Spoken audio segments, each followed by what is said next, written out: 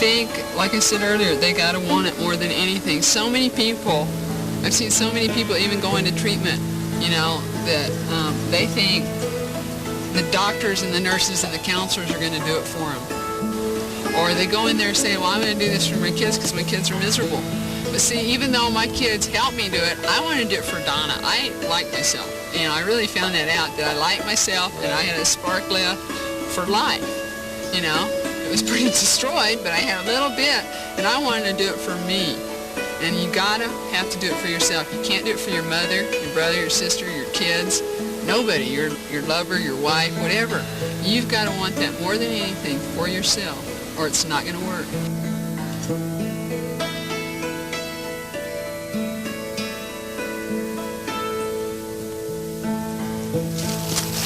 Victory over alcohol. That's what we'll be discussing today. It's a mighty big problem. You're going to meet many people, and all of them are recovered alcoholics, which will help you with your feeling of being all alone in the world, because you're not. There's millions of us. My name is Burl Rosenbaum. I'm a psychoanalyst, and I'll be talking to you today about the stresses that you're going to be meeting while you're recovering from alcohol. My other guide is Dr. Jean Rosenbaum, who's a physician and also a recovered alcoholic. You'll meet people who are dealing with the challenge of overcoming alcohol, and some experts who know a lot that will help you in your recovery. I hated myself. I thought I was weak-willed, and I thought I was a bad person, and I felt guilty, and I thought, I can't be an alcoholic because an alcoholic's a bum.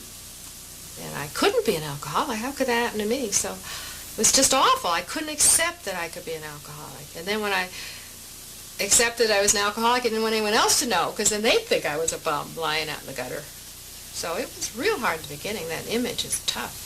I think it's harder for women in that sense, because a man can be macho when he's drinking and getting drunk, or as long as he's not falling down, but a woman is not the least bit attractive when she's getting drunk. It wasn't until I went back to New Jersey on a visit, and I went to a woman's meeting, and there were 28 women there. It was noontime, and they had dresses and high heels, and their hair was nice, and I was just aghast. I couldn't believe that there were 28 women in the world that were alcoholics, and every one of them was, you know, nice looking, and I thought, oh, well, if they're alcoholic, maybe it's not too bad if I am. Alcoholics lust for things that a normal person just wants a little bit of. An alcoholic wants it all. No matter it be dominating a relationship, the sexual part of people, using people, any morals or any values that you might have as a person, it will eat that part of you up. Whether you want it to or not, it's going to do it. You're going to do things that you don't want to do. Was there any event in your life that caused you to quit drinking? Two. Good. What were they? Not wanting to die, for openers. And there was an old people I've known, you know, for a long time, and a couple members of my family, you know, with an intervention that kind of started things going, you know. But as far as my drinking, I knew for a long time that, you know, I was in trouble with it. Do you regret starting drinking so young, Donna? Yeah, I do. Can you tell us why? Well, I guess I regret the extent that it went to and the trouble that I got in. I mean, a lot of the trouble that I got into didn't have to happen. I mean, some of the teachers did try to help me, and they said they would take me after class and tell me if there was anything that they could do, or if they knew there was a problem that they could see right through it, and I never listened to them. I didn't listen to anybody. I think it was more of just a rebellion. It was just, you know, I started out with my parents, then I went to the school, and then I went to the law, and here I am. I had a lot of violence in my life. I got involved with people, which this is very common with alcoholics, but every relationship, friendship, it seemed like would end up violent. And I mean, and besides that, I'd go to parties. I mean, every time I walked away from a party, I'd have a new scar because I'd be falling and passing out and this and that. It was awful. But that didn't make me quit. When you decide to quit drinking, you effect an enormous change in your life. You change from being a passive person into an active individual. Now, what I mean by that is that you're going to change the way you deal with stress in your life. Everybody knows that alcohol is an ineffective way of dealing with stress, and therefore it's a passive way. Because what you're doing is you're masking all your anxieties, and you don't deal with stress. You end up passing out, and the next day you feel hungover, and you really can't effectively deal with stress. When I quit drinking, I began to experience, well, like I said, first there was a lot of stress because I didn't have any social skills to handle everyday life, but it's like everything else. Practice makes perfect. You learn. And I had success in my relationships. I had success, much better success at working every day and plowing away at that till I got some success, monetary rewards. I could talk to people. I started accumulating the social skills I probably should have learned in high school. I could actually talk to people. It was wonderful knowing how to be normal. The old adage, it's just one day at a time. I'm not going to drink today. Let's not reach out for a goal 20 years from now. One more day, and each day, and they all add up. Let me say a few words about putting additional stress on yourself at this time. It's a bad idea. Don't start giving up a bunch of things. It's enough to give up alcohol. Don't give up smoking. Don't give up drinking Coca-Cola. Don't give up all those what you think are bad habits in order to clean up your entire act. You can't do that all at one time. If you do, you're going to go back to drinking again. So try not to give up your other bad habits. Try to enjoy them because you got enough stress on your hands trying to deal with the alcoholism. I think it's important to treat yourself right. And I mean, being around loving people, I think exercise is like a gift to yourself, to get out and do something for yourself. The eating part is also good, to eat well, you know. And when you treat yourself to the exercise or to the spa or something that makes you feel good, you're going to recover quicker because you have that attitude already. I'm going to treat myself right starting now. So you can do all those areas and reward yourself. This is a big deal. So you can reward yourself. Right when I was at a critical stage with it, I went cross-country skiing a few times, and it really cleared my head up. You know, I had the choice of either cross-country skiing or going to the bar, you know, the way I was feeling. You know, so it takes off a lot of pressure off a confused mind. You must exercise. If you've never exercised in your life, now is the time that it's more critical than ever. Your system is poisoned, your cells are poisoned, your organs are sick. It's time to regenerate the whole body, and this can be done. First of all, I'd like to talk about aerobic exercise because that's the most critical factor in an exercise program for recovering alcoholics. Aerobic exercise merely means that you're moving a lot of oxygen through your blood. And it's important to move oxygen through your blood because, number one, it increases your heart and lung capacity, and I can guarantee you both your lungs and your heart are seriously damaged. They need to be restored. The oxygen in pumping through the body, and especially through the brain and other vital organs, will restore their health. Barb, as a weight trainer, how can the recovering alcoholic use exercise and weight training to help themselves?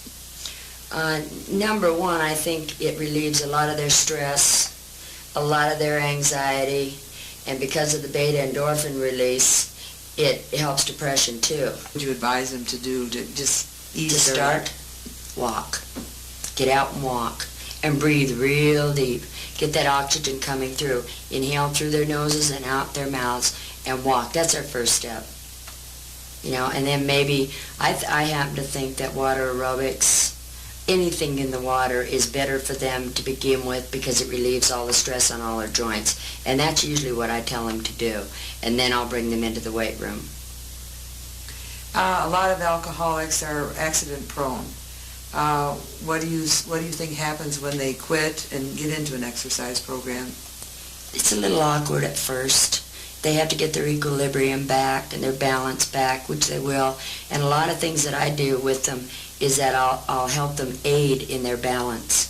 We'll do some exercises that is just for balance on one foot and on the other foot, and kind of get them evened out a little bit because the equilibrium is so far off. Everything is off. You know, and the main thing I try to work on with them is their self-esteem. You know, I make them proud that they're in there and they're doing something. I think that's the biggie. You know, I'm a real avid fly fisherman, and I do a lot of walking. You know, and walking was not only good for my body, you know, but it was a great thing for my mind to get out and walk. Because if I want to feel well, I've got to eat right, and I've got to do some exercise and just a whole outlook. And maybe stopping drinking is the first step to doing a lot more, not just stopping drinking. What did you do for an exercise program? I've done a lot of different things, taken classes. You know, I played racquetball, or then I ended up jogging because I can do that by myself, and I don't have to have a schedule and have to drive anywhere. What color would you say you were as a person while you were an alcoholic? Oh, well, black. All right, I'll draw a squiggly line. Okay. And then pick another color that you can put right beside it that you feel is the color you are now. The color I am now? I'm always light and pink and something. But see, this, it goes down. I would think that now life goes up. How's that? That's great. Yeah, this is alcohol. It ends in death. Some sort of disaster. There's no out. And then hopefully you come back up and you can learn to laugh again. I sat with a bunch of people in Woodland Hills that obviously had as much money, way more than their share of money to, you know, get through life, but yet they come to find out they had the same problem I had, you know, which was alcoholism. And none of their money or the material possessions, you know, could steer them away from this one particular problem. And these people had a tremendous sense of humor. You know, I loved it. That's orange. And that's a peach. And that's because I feel pretty peachy most of the time. I'd say you're a peach of a guy. Another very important element of handling your stress is learning how to mother yourself. Doesn't matter if you're male or female or how old you are. We all have to give ourselves some mothering when we're invalids. That means enjoying long, leisurely baths, getting massages, anything that makes you feel better and feels cared for. If there's no one around to take care of you, make yourself some wonderful food and enjoy it. Anything that your mom used to do for you that made you feel good, you can now do for yourself to help yourself over the hump. Nutrition and the recovering alcoholic. This is an extremely critical part of anyone recovering from alcoholism. The diet of a recovering alcoholic is really no different than the healthy fitness diet of anyone, and that is, it's high in complex carbohydrates, it's low in fat. Take in as little fat as you can because it's very difficult to digest anything when you're an alcoholic, and if your pancreas and your liver are not functioning properly, which they are probably not, you're going to have a lot of difficulty in handling fats. Fats aren't good for you anyway. So in addition to the complex carbohydrates and the low fats, you want to take in kind of a normal protein, that is, eat what you want in terms of meat, chicken, and fish. You should take regular multivitamins at least 3 times a day, and in particular vitamin C, which is an anti-stress vitamin, which also helps with your blood oxygen, which is very important in the recovering alcoholic, and therefore you should take massive doses of vitamin C, at least 1,000 milligrams a day, preferably spread out throughout the day. So many alcoholics, when they quit drinking because alcohol is a sugar, then they crave sugars. So what would you suggest that they eat to help them with that craving? What I found works the best are things that are sour, whether they be sour pickles, lemons, limes, even those little lemon dropped candy, hard candy that you buy will relieve some of that. And the first thing that they're going to find out that they have is a lot more energy because they won't have that sugar zapping it. sure enjoyed sweets a lot more. In fact, they kind of became a secret addiction for me. I used to run off and be by myself and eat my Snicker bars. And it was very strange behavior because I didn't have to hide it, but I felt the need. I didn't want to share them with anybody. And I don't usually eat candy, but I had a lot of urges to eat a lot of sweet things, and just to self-indulge myself because of the emotion, too. I felt like I needed it. But I think now it has a lot to do with blood sugar also. That's why so many recovering alcoholics crave candy desperately. You're going to eat candy, which I know you may have to do. Go ahead and eat it. But when you do, make sure you take in a complex carbohydrate with it. That is, some form of fruit or vegetable.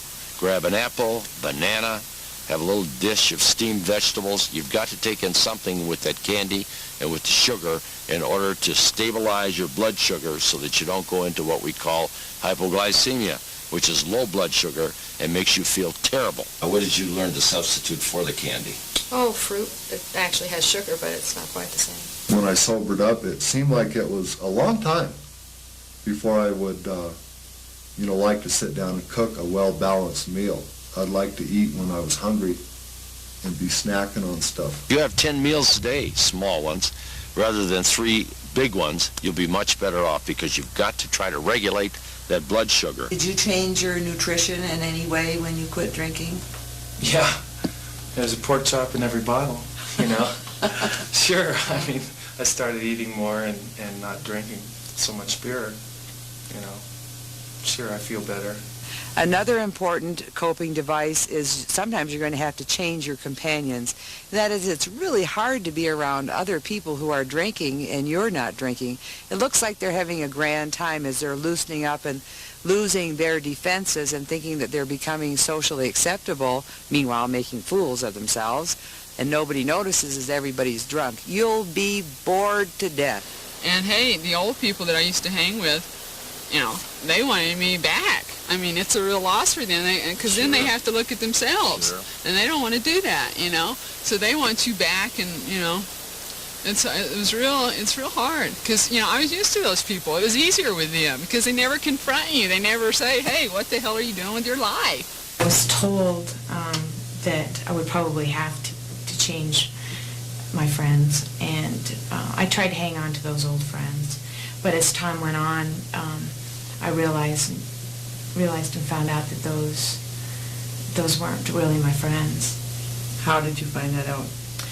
They were my drinking friends. We didn't have anything in common anymore. I moved away from a different town basically to get away from drugs and alcohol because all my friends, that's what we did.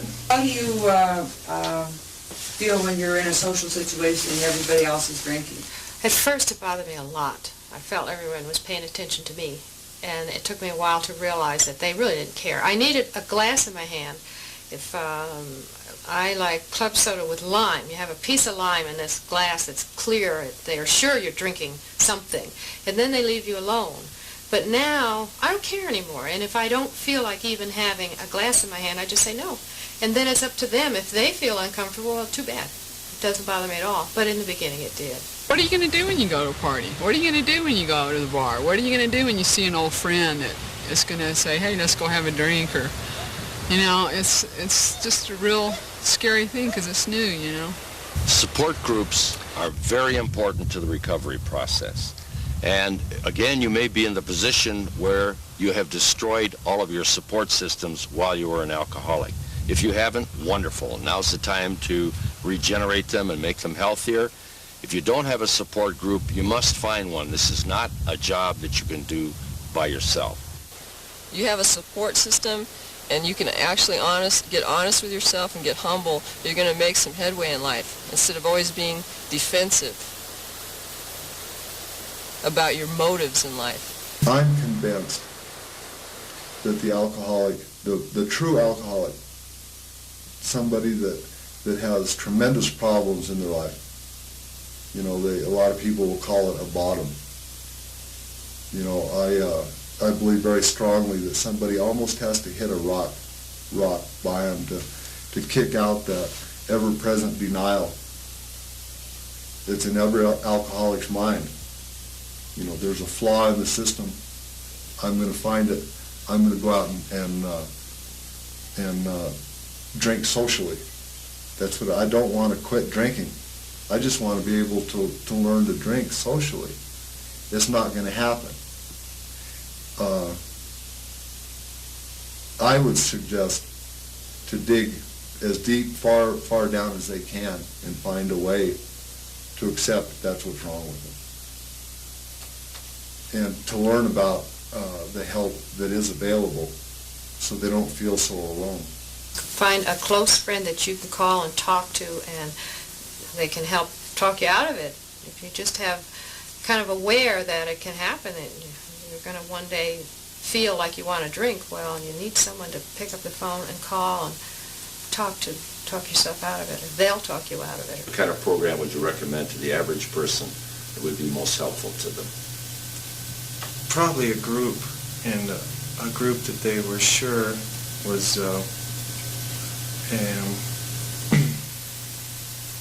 discreet, because you don't want to be looking over your shoulder about it. Well, I am trying to be open, but I don't want to hear about it down the road, or at work. Some people are sicker than others. I mean, really. Some people have to go to meetings 5 times a day. If you're in a big city, you could go all day long.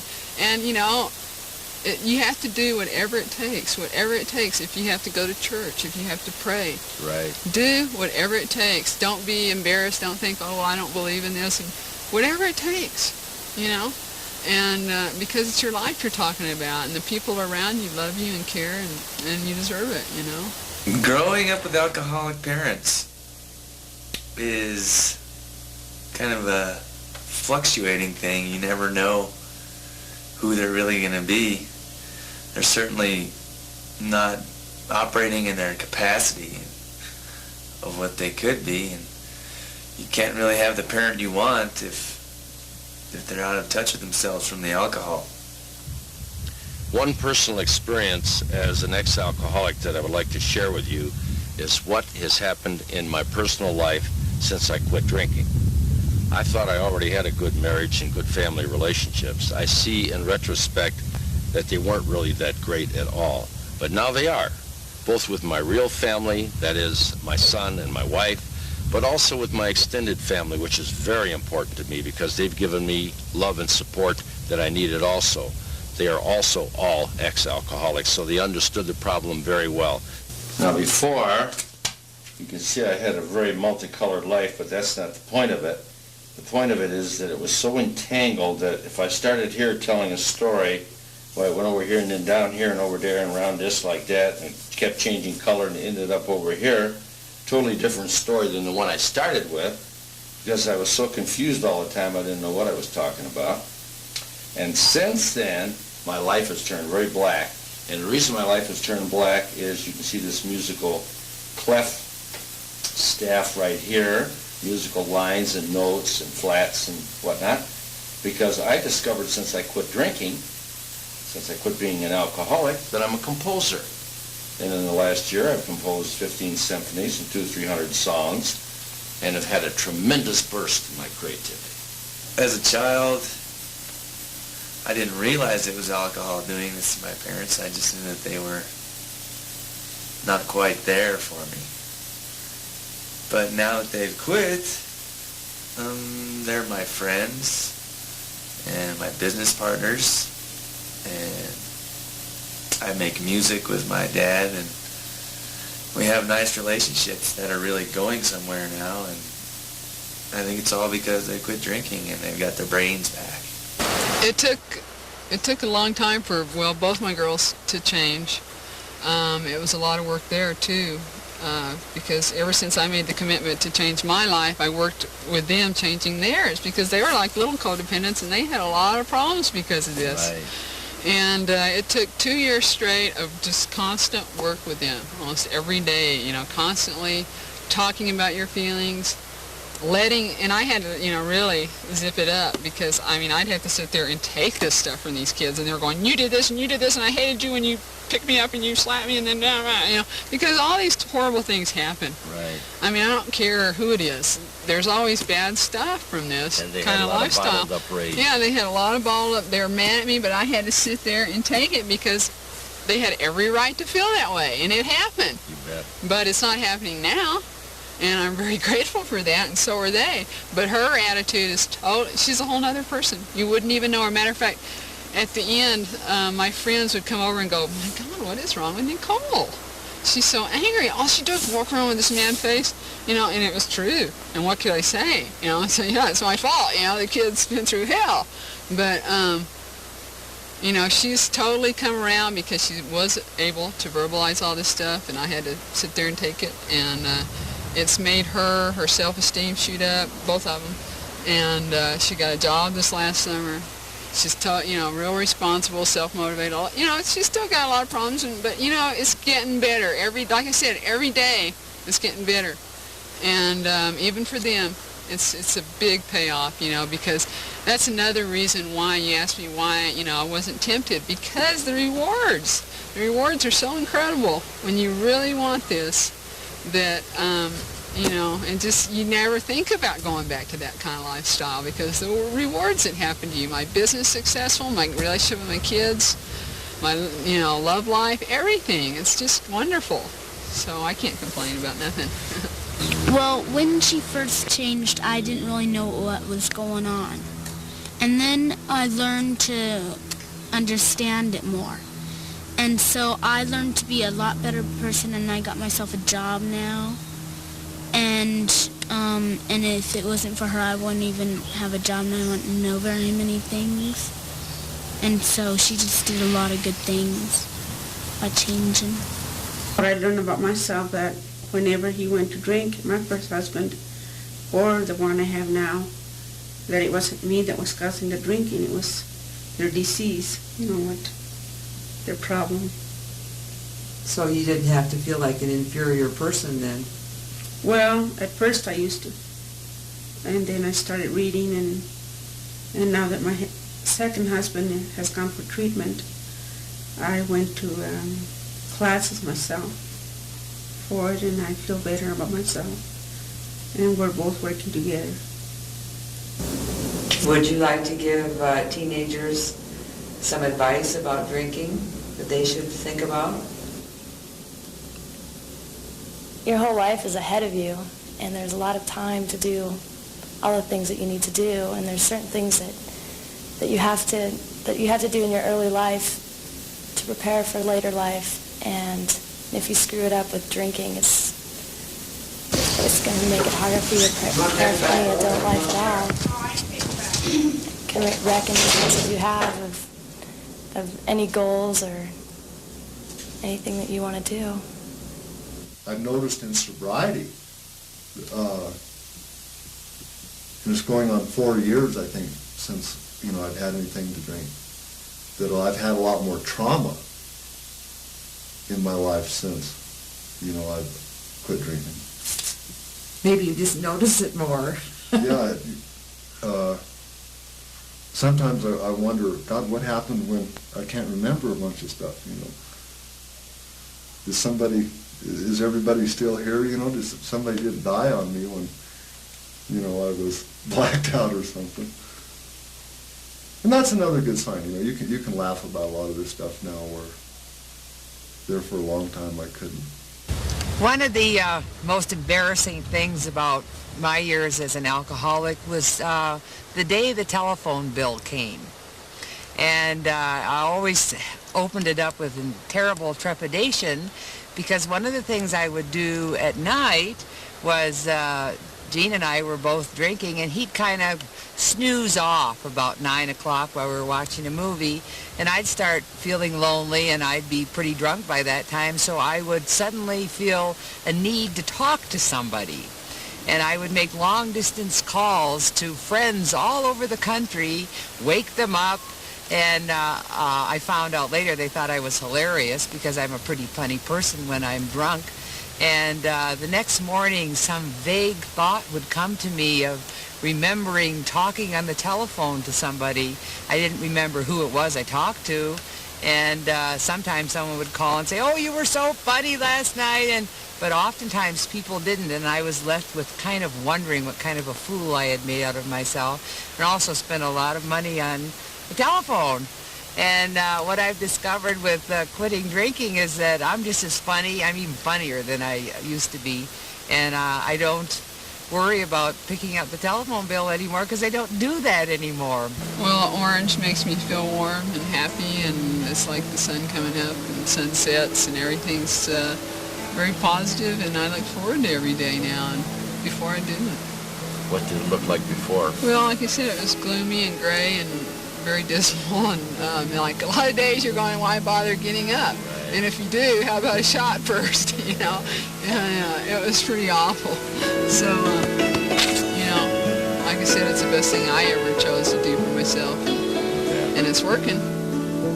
For me, I was victorious one day at a time, you know, because every day was just, it was like a miracle I made it.